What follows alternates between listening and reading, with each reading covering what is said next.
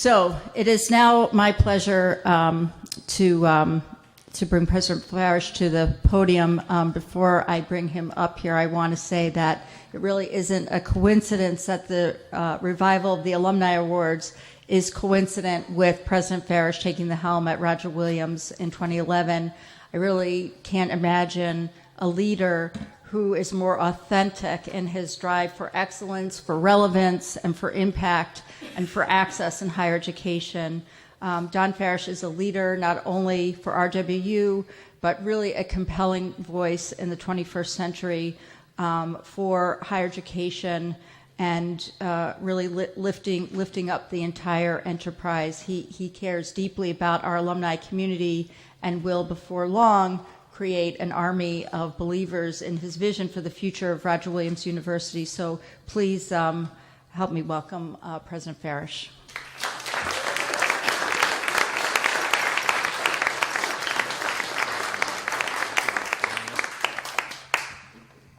Thank you, Lisa. That was very kind.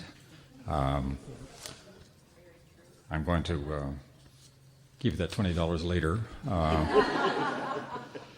So the Distinguished Alumnus or Alumna Award for the year recognizes a graduate for several things: for significant long-term success in personal and professional achievements, for outstanding contributions to his or her profession, and certainly for distinguished service to public welfare, thus honoring Roger Williams University and our Alumni Association. And this year's honoree, Mark Fallon, from the class of 1978, meets all of these requirements with room to spare. In fact, as you can see from his extensive bio, which is in very small print because there's a lot to say in the program, his long list of accomplishments and awards makes him the favorite for next year's award too. So we're thinking, if you condense Mark's impressive resume to its essence, it describes a man who is a public servant in the truest sense of those words. And for that, we can all be proud that he calls Roger Williams University his alma mater. Actually, he calls Roger Williams College his alma mater because that's what it was when he graduated. Upon leaving what was then Roger Williams College with a degree in Administration of Justice, Mark has spent nearly 40 years as a federal agent, a counterintelligence officer, and national security professional. The bulk of his government career, 27 years, was spent with the Naval Criminal Investigative Service, commonly known as NCIS. I think they made a television program about it, with stops along the way with the U.S. Marshal Service and Departments of Homeland Security and Defense.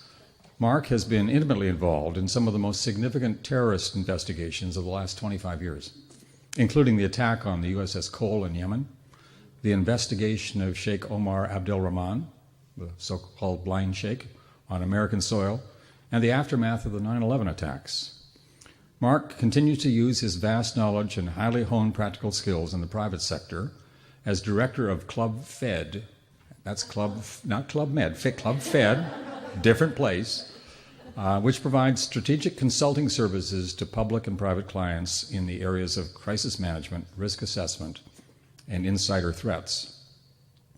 Throughout his public and private careers, Mark has been a leading advocate for the ethical investigation and prosecution of terrorists who threaten the United States and other civilized countries around the globe. He has strongly and publicly opposed the use of torture and has pushed for evidence-based research to help inform and improve interrogation techniques. While Mark has years of experience as a field agent and hands-on investigator, he is also in many ways a teacher and an academic because he has spent countless hours designing, developing, and implementing training programs for his professional colleagues and other law enforcement personnel. He's also shared his expertise with a much broader audience through numerous appearances on national and international news programs, including CNN, Fox News, MSNBC, and the BBC, and via opinion pieces in a variety of publications ranging from the Huffington Post to the Journal of Applied Cognitive Psychology. Mark has built an impressive career as an international security expert and an author and keynote speaker on combating terrorism, violent extremism, counterintelligence, and interviewing strategies, but he has never forgotten where he came from. As Dean Bob McKenna wrote in his nomination of Mark for this award, there is no question that Mark's early experiences at Roger Williams generated a love for our institution that endures and grows. He continues to visit RWU to share his knowledge, experiences, and wisdom with today's students, helping to develop the next generation of practitioners and scholars in criminal justice. Mark has also worked directly with the faculty of the School of Justice Studies. In fact, one of his research partners, Professor Melissa Rossano, is with us today. Where did she get to? Ah, there you are. You're hiding behind the... Okay, I see you, Melissa. Mark and Melissa have produced important research that continues to inform the development of lawful and ethical interview and interrogation policies. In recognition of his life's work as a true public servant, of which this university is truly proud, please join me in congratulating Mark Fallon, class of 1978, as the 2016 Distinguished Alumnus of the Year.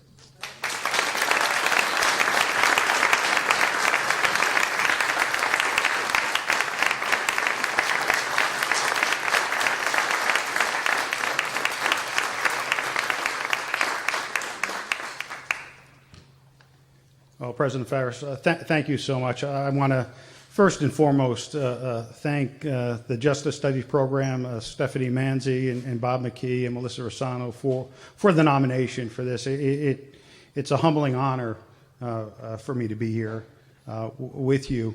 I stepped onto this campus, actually it was the lower campus, in 1974 for the first time, having really limited experience. I had been to Canada one time on a church tour, and the furthest north I had been from New Jersey, where I grew up, was to visit my relatives in Johnston, Rhode Island here. The Mount Hope Bridge was symbolic, bridges to the world for Roger Williams students and for me. And having never flown in a plane before, growing up just outside of Newark, New Jersey, this institution helped me become what I became, a federal agent, law enforcement officer, and I've been to now more than 50 countries, and I've traveled around the world. But Roger Williams was a bridge for me to do so. Thank you to the President of the Alumni Association for honoring me here today.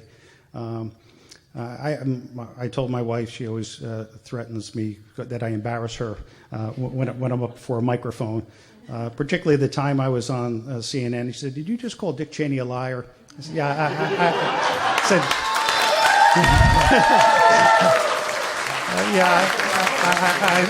I think I did.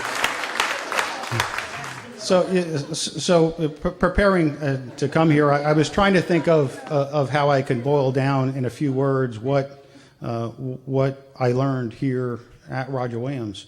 And really, I could say three words: Magna est Veritas, the Roger Williams motto.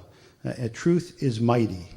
And through my career, I have had to tell truth to power a number of times to the Secretaries of Defense, and I've testified before Congress, and I've had to stand up to an issue that I believed in, the Constitution. And those foundations were set right here at Roger Williams, learning about the Constitution, the rules of evidence. So while I was part of Roger Williams for 4 years, since then Roger Williams has been part of me. So I want to thank you so much for what you helped me become. I just want to close with a few words because when I was thinking about what to say, about an hour ago. I don't like to prepare too far in advance. I prefer to wing it. My granddaughter saw me staring out the window of my dorm room, much different dorm room than I was here. I love what you guys have done to the place. And my granddaughter said, "What are you doing?" I said, "Well, I'm going to have to say a few words." And she said, "Well, do you need help?" I said, "Well," she said, "all you have to say is Roger Williams is awesome." So let me close with a quote from Candace Jade Fallon, my 7-year-old granddaughter here. Roger Williams is awesome. So thank you very much. Thank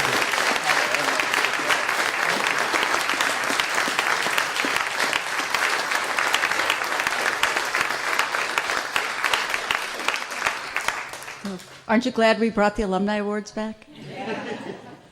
Each year, the recipients are entirely different and entirely the same in their passion to make an impact, to leave a legacy.